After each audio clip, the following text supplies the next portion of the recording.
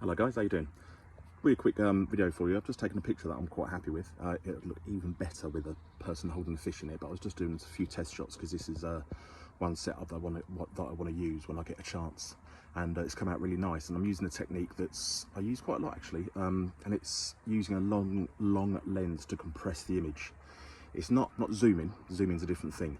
So say for instance, say you're where you are, and just say you want to take a picture of me and you zoom, you get closer to it. But with compression, you bring kind of both together. Best kind of way I can explain it without getting too technical. So yeah, even a long lens compresses the background in and makes it look like it's closer than it actually is.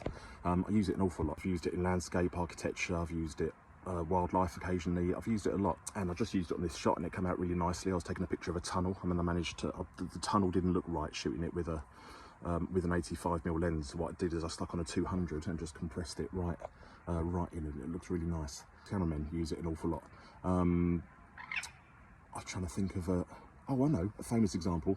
Have you seen Game of Thrones? There's a scene in Game of Thrones where a dead bloke come back to life. Jon Snow is standing there with a sword, and there's a group of horses charging at him, and he's standing there with his sword, and it looks like the horses are right on him.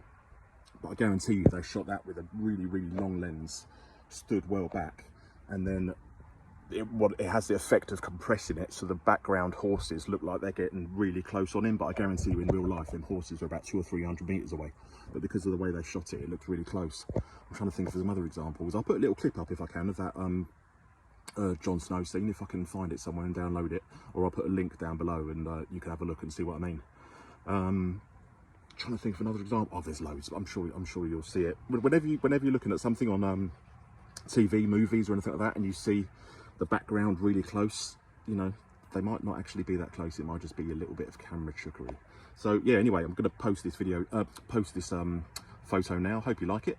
And I took a lot more photos actually today. I've been rattling away on the camera for the last couple of hours, so I've got some nice images to share. I love autumn. It's got some lovely colours. And last year I spent quite a long time getting some presets made, because on autumn shots I tend to do the same kind of image processing all the time, bringing out the same colours, like dropping the greens, bringing up the reds and the yellows, and just like accentuating them lovely colours of autumn. So yeah, I spent some time making some presets last year, and they're coming to fruition now because it's saving me a lot of time on the editing. So yeah, I'll pop this picture up in a minute. I've just edited it on the phone. I'll edit it probably when I get home and probably repost it, but it'll do for now. Hope you're all well. Still blanking unfortunately, but getting some nice photos. I'll see you later guys. Take care. Bye.